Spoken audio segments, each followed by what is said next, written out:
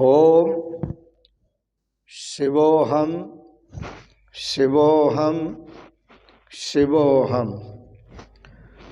ओम सच्चिदानंदरूपाय विश्वोत्पत्त्यादिहेतवे तापत्रय विनाशाय श्रीकृष्णाय वयं नमः।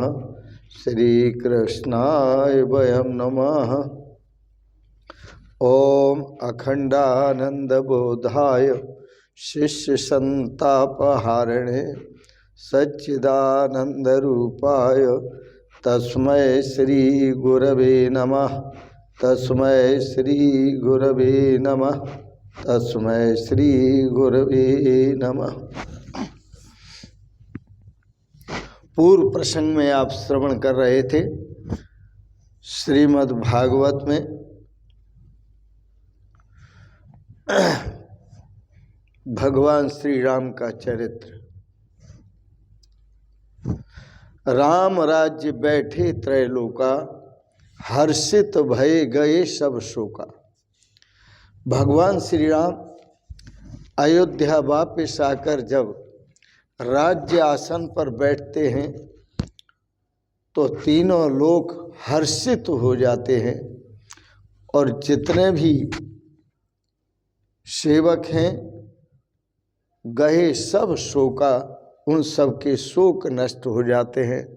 सभी के अंदर एक प्रसन्नता की लहर दौड़ जाती है।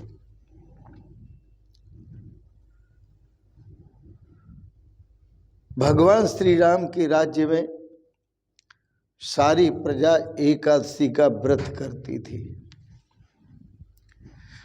एकादशी का व्रत का अर्थ होता है कि एकादश इंद्रियां, उन इंद्रियों पर संयम करती थी सारी प्रजा, और जो संयम करता है वो सुखी रहता है। हमेशा दुखी जो रहता है वो असंयमी पुरुष रहता है। तो एकादशी का व्रत सारी प्रजा करती थी। हनुमान जी भी एकादशी का व्रत करते थे और भगवान श्री रामचंद्र जी की सेवा करते थे।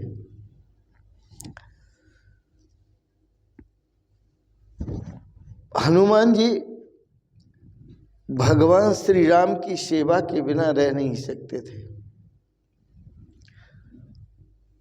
तो वो भगवान श्री राम की सेवा में हर समय तत्पर थे। सीता जी ने सोचा कि ये बीच में आ जाते हैं, मैं अपने पतिदेव की सेवा नहीं कर पाती, इसलिए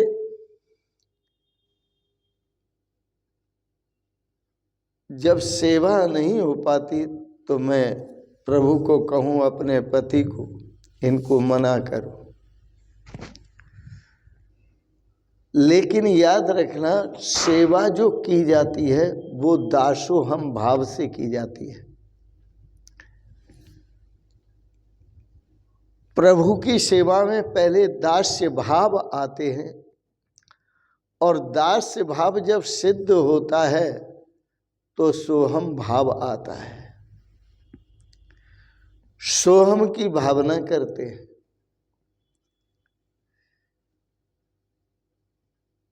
सीता जी ने कहा मैं भी सेवा करूंगी, आप मना करो हनुमान जी को।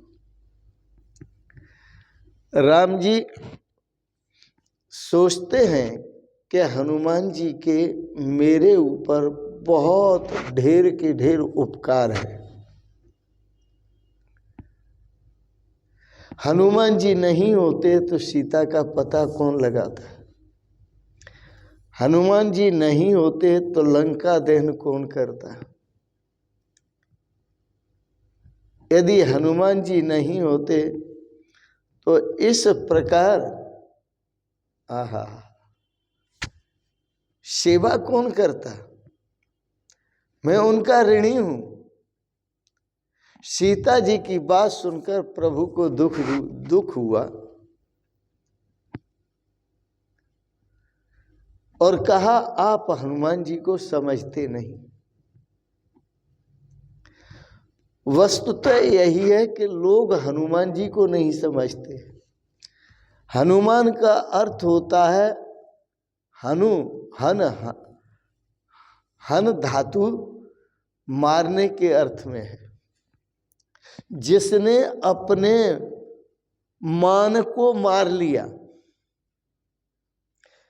जिसने अपने मन को मार लिया, मन में भरे हुए मान भावना को मार लिया, वो हनुमान है।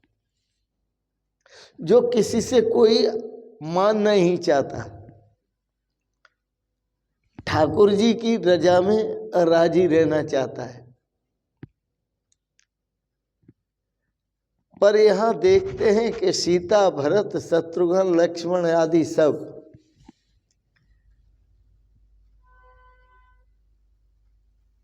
कि राम जी प्रभु की सेवा में हर समय लगे रहते हैं। सेवा और सुमिरन, यदि हम अपने इष्ट देव की सेवा करते हैं तो सुमिरन तो होता ही रहता है। लेकिन इष्ट देव का सुमिरन करते हैं तो सेवा नहीं हो पाती, सेवा बनती नहीं है। और सेवा, जो सेवा के साथ सुमिरन किया जाता है, जो सेवा के साथ सुमिरन होता है, ये सेवा अति उत्तम सेवा है। और जो सेवा के साथ सुमिरन करते हैं वही सच्चा वैष्णव है। संसार में कोई वेश धारण करके, वैष्णव का भेष धारण करके कोई वैष्णव नहीं होता।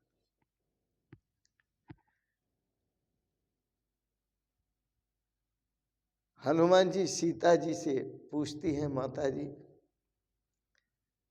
आप नाराज क्यों हैं? आपने प्रभु को मना कर दिया कि हनुमान को सेवा से मना करो। सीता जी, माता जी बड़े प्रेम से कहती हैं, कल सेवा का सारा काम बांट दिया गया है। कौन क्या सेवा करेगा ये सब का बांट दिया गया। बस ये है कि बस तेरे लिए कोई सेवा नहीं बची है। मेरे पति की सेवा मैं करूंगी, भरत जी करेंगे, शत्रुघ्न करेंगे, लक्ष्मण जी करेंगे, तेरे लिए कोई सेवा ही नहीं बची। तो हनुमान जी विचार करने लगे कि मेरे लिए कोई सेवा नहीं बची। तो मन में आया कि भगवान कभी जम्हाई तो लेते होंगे, तो वो चुटकी मैं बजाऊंगा।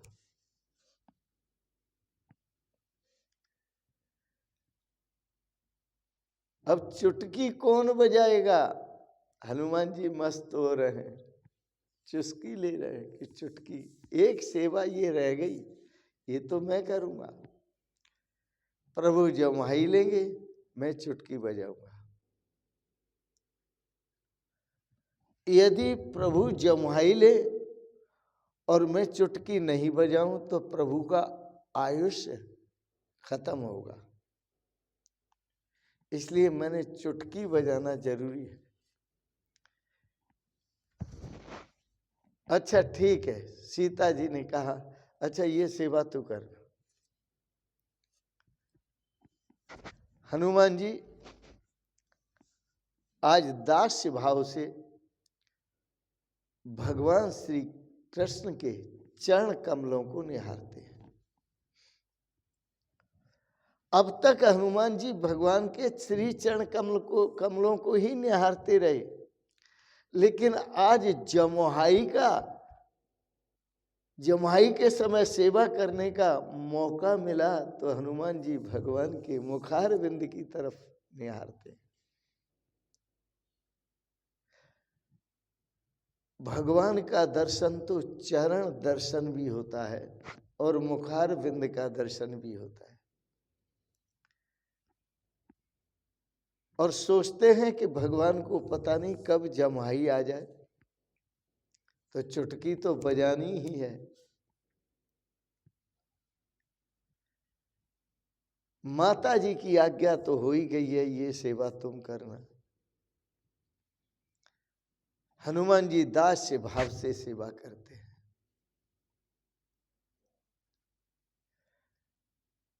और मुखार बिंद को, भगवान के मुखार बिंद को निहारते जाते हैं। अब जब भगवान श्री राम के मुखार बिंद को हनुमान जी निहारते ही रहते हैं, तो माता श्री को, सीता जी को राम जी से बात करने का मौका ही नहीं मिलता। अब वो सोचती हैं ये भी परेशानी है कि मैं बातचीत नहीं कर पा रही। हनुमान जी हर समय उपस्थित हैं। सारा दिन विनोद में निकल जाता है। रात्रि आई तो हनुमान जी ने सोचा कि अब भगवान सोएंगे और उनको जमाई कब आएगी तो ये तो बड़ा दिक्कत हो जाएगी, भगवान की आयुष्य कम होगा। तो मुझे क्या करना चाहिए? चलो ठीक है, वह बाहर जाकर के एकांत में बैठ जाते हैं छत के ऊपर और सोचते हैं कि ये मुझे कैसे पता चलेगा कि जमुहाई प्रभु को आ रही है, तो मैं चुटकी बजाऊं। हाँ ठीक है। हनुमान जी ने सोचा मैं हर समय चुटकी बजाता रहूंगा, तो जब भी जमुहाई आएगी तो मेरी चुटकी तो बजती ही होगी। हनुमान जी चुटकी बजाते हैं क्योंकि माता जी ने ये सेवा सौंप दी है। हनुमान जी हर समय चुटकी बजा रहे हैं।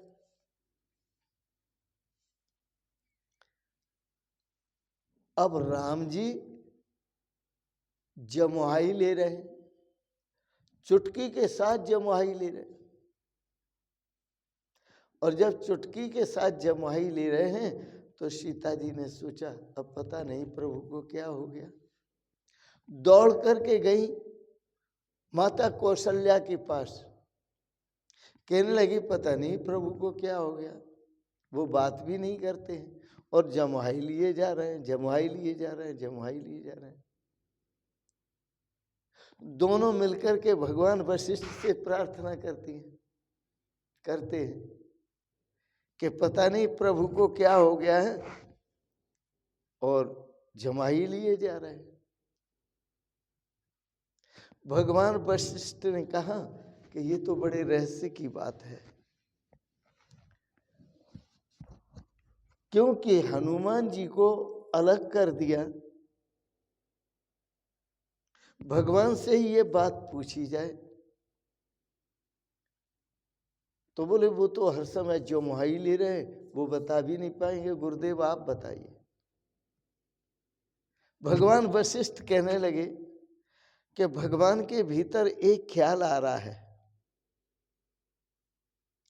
मैं हनुमान जी से अलग कैसे हो जाऊं। मैं हनुमान जी का ऋणी हूं और एक एक ऋण को मैं कैसे चुकाऊं। यदि मैं हनुमान जी के लिए अपना प्राण भी दे दूं, भगवान राम कहते तो भी कम है, मैं उसके ऋण को चुका नहीं पाता, चुका नहीं पाऊंगा। प्रभु की ऐसी बात सुनकर सीता जी ने हनुमान जी को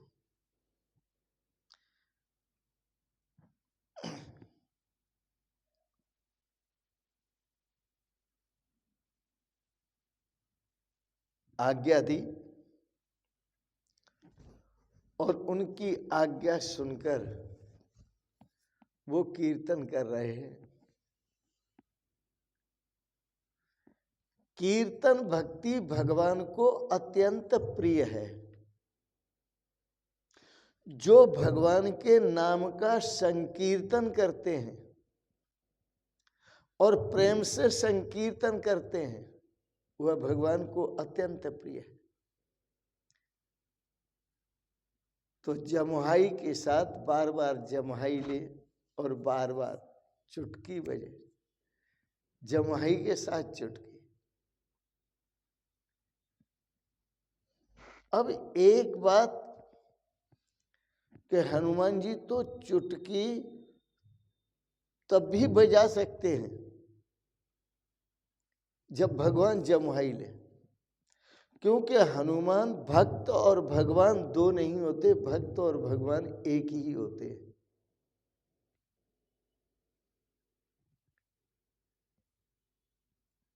सारी सेवाएं तो राज परिवार ने छीन ली हनुमान जी की, एक ही तो सेवा रह गई, वो भी चुटकी बजाने की।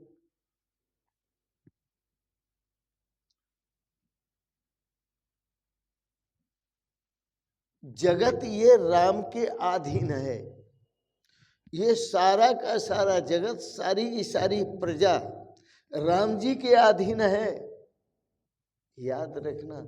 लेकिन राम जी भक्त के अधीन है, हनुमान जी के अधीन है। हनुमान जी से पूछा गुरुदेव ने, अरे हनुमान तुम कौन हो? इसलिए पूछा कि सभी को पता चल जाए। सभी पूरा परिवार इकट्ठा था, राज परिवार, माता जी वहां पर, गुरु जी वहां पर, सीता जी वहां पर, लक्ष्मण जी वहां, भरत जी, शत्रुघ्न जी। बताओ हनुमान जी तुम कौन हो?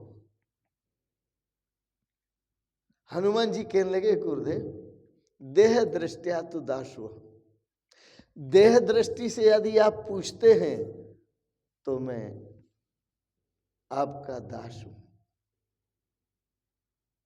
मैं राम जी का दास हूं। यह वस्तुतः राम जी ने ही पूछा। राम जी ने कहा हनुमान जी, और इसलिए पूछा कि सभी समझ लें, तुम कौन हो? तो हनुमान जी ने कहा, प्रभु देह दृष्टिया तो दासो हम, यदि आप देह दृष्टि से पूछते हैं तो आप मेरे स्वामी हैं, मैं आपका सेवक हूं।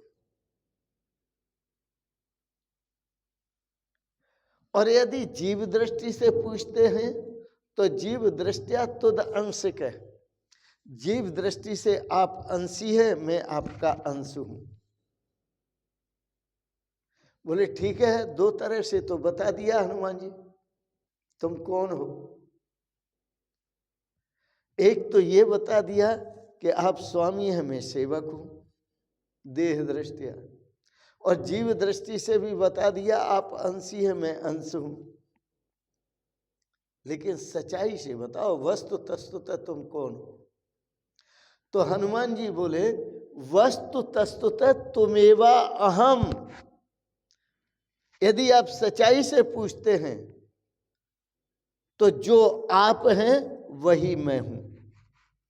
वस्तु तस्तुतः तुमेवा अहम इत में निश्चिता मति, यह मेरी निश्चित मति है। आत्मदृष्टि से सोचो तो मैं आप ही हूं, आप और मैं एक ही हूं, मुझ में और राम जी में कोई भेद नहीं है। यहां भक्त और भगवान एक हो जाते हैं, एक हैं। ब्रह्म का ज्ञाता ब्रह्म ही हो जाता है, ऐसा वेद का वचन है। ब्रह्म वेद ब्रह्मई भवति, जो ब्रह्म को जान लेता है वो ब्रह्म ही हो जाता है।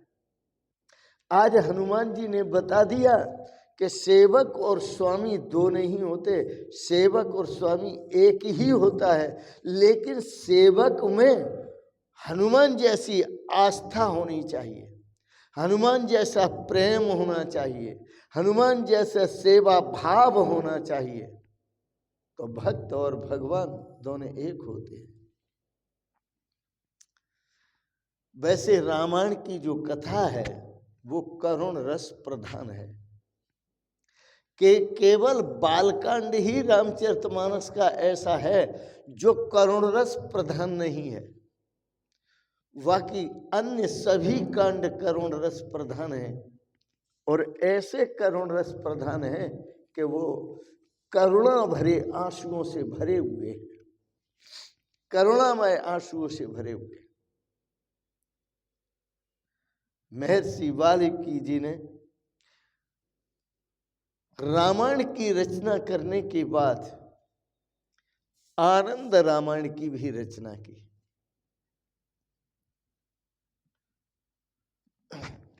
महापुरुषों ने तो यहां तक कह दिया कि राम जी जैसा कोई स्वामी नहीं, सेवक राम जी जैसे। महापुरुषों ने तो यहां तक कहा कि हे सीते, आप जगत में आई हैं तो क्यों आई हैं? यह जगत आपके लिए अपात्र है,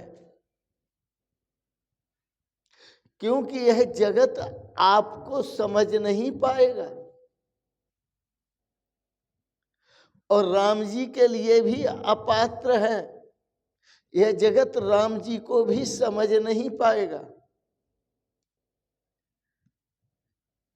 सीता जी का जो चरित्र है वो महान दिव्य है, राम जी का जो चरित्र है वो भी महान दिव्य है। राम जी की भांति मर्यादा का पालन कौन कर सकता है? माता पिता की आज्ञा का पालन कौन कर सकता है? उनकी सेवा कौन कर सकता है? एक पत्नी व्रत धर्म कौन निभा सकता है? उनका जो भ्रातृ प्रेम है राम जी का, वह भ्रातृ प्रेम कौन निभा सकता है? जहां भ्रातृ प्रेम होता है, जहां मर्यादा होती है और मर्यादा का पालन होता है, और जहां माता पिता की सेवा होती है, जहां एक पत्नी व्रतधारी होते हैं और पत्नी भी एक पति व्रतधारी होती है, जहां भ्रातृ प्रेम, भाइयों में परस्पर प्रेम होता है कि जो राज्य को भी फुटबॉल बना दें कि भरत जी राम जी की तरफ उसको उछालते हैं और राम जी भरत जी की तरफ उछालते हैं, तब भगवान मिल पाते हैं। और भगवान राम जब मिलते हैं तभी तो आराम मिलता है, और जब तक राम जी नहीं मिलते तब तक आराम नहीं मिलता। यदि भाई राज्य के लिए लड़ते हैं, भाई भाई आपस में संपत्ति के लिए लड़ते हैं, प्रॉपर्टी के लिए लड़ते हैं, अपने मान सम्मान के लिए लड़ते हैं, वहां शांति नहीं होती, वहां अशांति का भंडार जागृत हो जाता है। रामायण का एक एक पात्र आदर्श है, इसलिए राम कथा को सदा सुनना चाहिए और रामचरितमानस को हमेशा पढ़ना चाहिए। उसे नियम बना ले कि हमने डेली प्रतिदिन हमने रामचरितमानस का पाठ करना है। कितना आनंद है, कितना आप देखेंगे कि आपके परिवार में सुख शांति का सैलाब आएगा।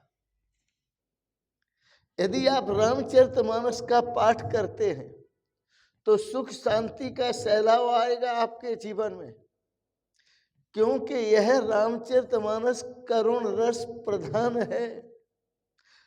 भाई और भाई का कितना परस्पर प्रेम है, यह रामचरितमानस, कितना प्रेम होना चाहिए यह रामचरितमानस बताएगा। पति पत्नी में कितना प्रेम भाव होना चाहिए ये रामचरितमानस बताएगा। माता पिता के आदेश का कितना महत्व है ये रामचरितमानस बताएगा।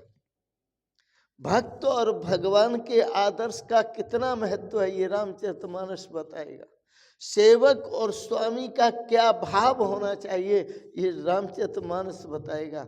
मैं आपको एक बात कहता हूँ, यदि व्यवहार जीवन में सीखना हो, जिससे घर में सुख रहे, शांति रहे, आनंद रहे और सब फूलते और फलते रहें, तो रामचरितमानस का पाठ कीजिए और उसके अनुसार आप जीवन में अनुकरण कीजिए।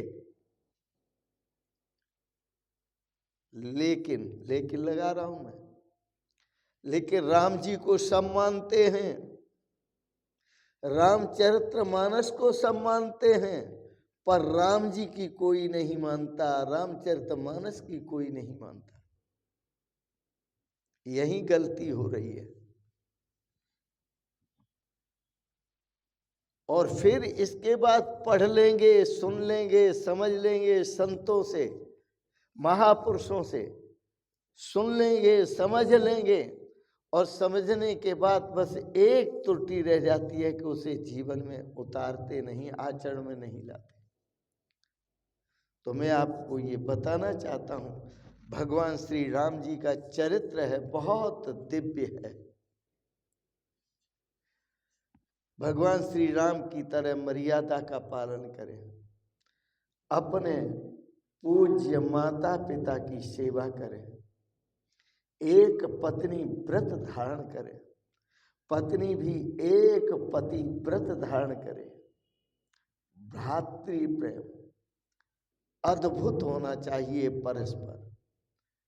क्या लेकर आए थे और क्या लेकर जाना है, जिसके लिए आप लड़ते हैं वो यहीं पड़ा रह जाता है, भाई खत्म हो जाते हैं। यदि हमारे अंदर इस प्रकार भ्रातृ प्रेम हो तो राम मिल जाते हैं और आराम भी मिल जाता है। राम के बिना आराम शक्य नहीं है, आराम संभव नहीं है। इसलिए रामचरितमानस का एक एक पात्र आदर्श है।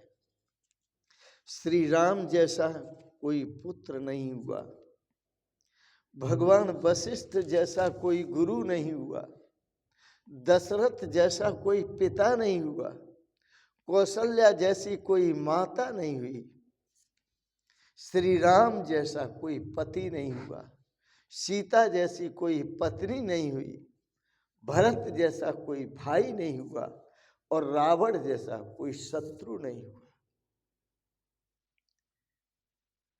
रामायण में भ्रातृ प्रेम, पितृ प्रेम, पुत्र प्रेम और मातृ प्रेम, पति प्रेम, पत्नी प्रेम सर्वोच्च आदर्श रूप है। इन आदर्शों का अनुकरण करें, आपका जीवन, आपके जीवन में शाश्वत सुख का दरिया बहेगा, सैलाब आएगा, शाश्वत शांति, शाश्वत आनंद और शाश्वत सुख का संचार होगा। इसी में आनंद है, इसी में प्रेम है, इसी में रस है। इन शब्दों के साथ आज के प्रसंग को यहीं वाणी में विराम देते हुए, वाणी का विराम देते हुए और आप सबके प्रति मंगलमयी शुभ कामनाएं करता हूँ। भगवान आपको सपरिवार सदा स्वस्थ और सुखी रखे और भगवान श्री राम के आदर्शों पर आप चल सकें, ऐसी मेरी आपके प्रति बहुत बहुत शुभकामनाएं, बहुत बहुत आशीर्वाद और बहुत बहुत आपको प्रणाम प्रणाम प्रणाम। शिवोहम शिवोहम शिवोहम।